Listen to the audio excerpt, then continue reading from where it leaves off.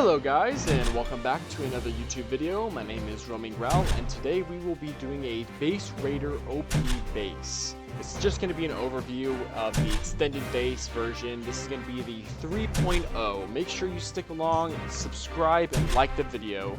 Leave a comment down below what you think, and please make sure to participate in our polls.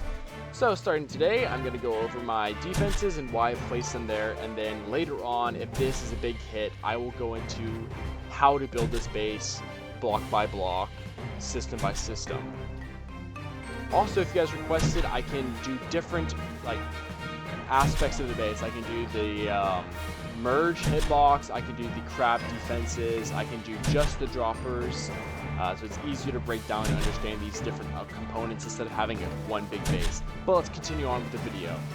So for this first layer of defense, I have the crabs and bear traps. At the time of recording this video, I would move these, this second layer here, one stud up, due to the fact that if you're very good at jumping, you can jump right over them without triggering these bear traps.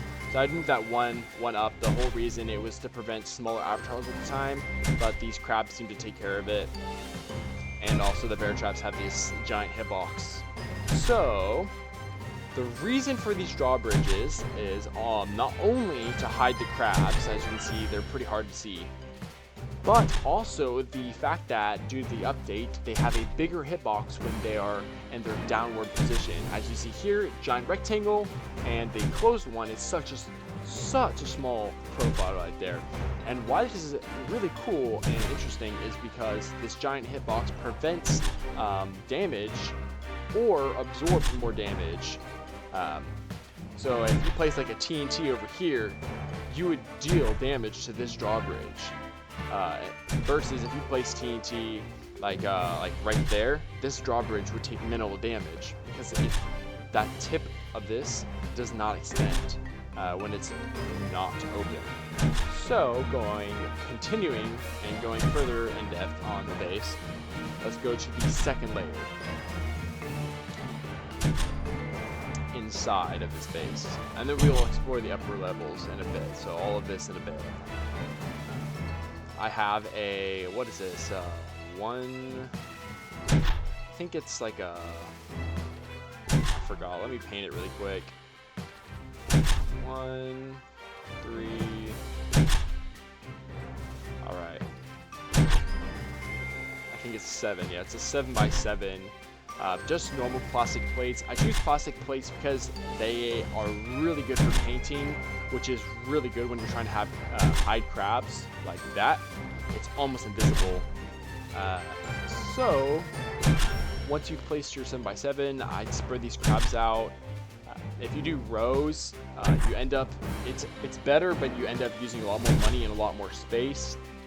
You're going to want to place these drawbridges in the upright position, pointing out, so you can open them. Also can protect your crabs, but the reason that you want these drawbridges is it prevents someone from just rushing into your raid target, and that your turrets can also still shoot through these when they're closed. So while you're gone, you're probably going to want to raise these up. The turrets are 2 blocks away from these drawbridges. Let me demonstrate that for you. 1, 2, right there. That's the placement for it.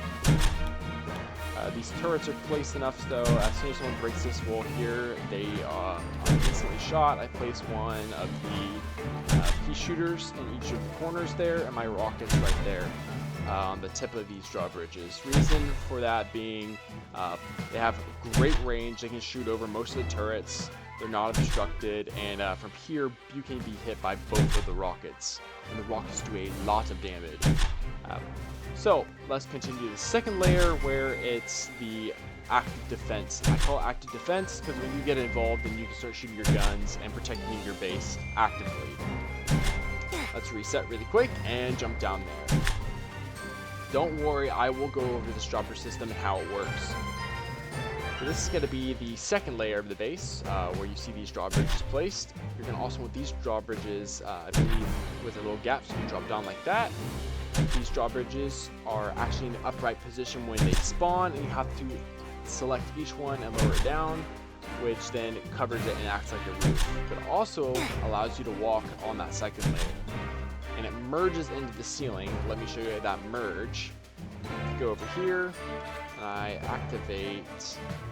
Let's just move it really quick so you guys can see it. As you can see, drawbridge, it merges into that floor, which acts like the same thing down there. It merges and it makes these plastic plates stronger. This can be the placement for this. These holes are to allow those beach balls to fall down. This is what it looks like. And then, as I was saying, these owner doors, they are fast acting, they close behind. That's why I don't use the drawbridge, because it's drawbridge animation.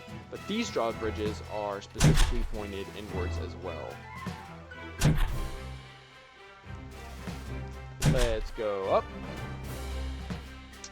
On the top skilling, this is what it's going to be. It's going to be a 1, 2, 3, 4, 5, 6, 7, 8. 8 by 8, but keep in mind there are also some plastic blocks in here somewhere.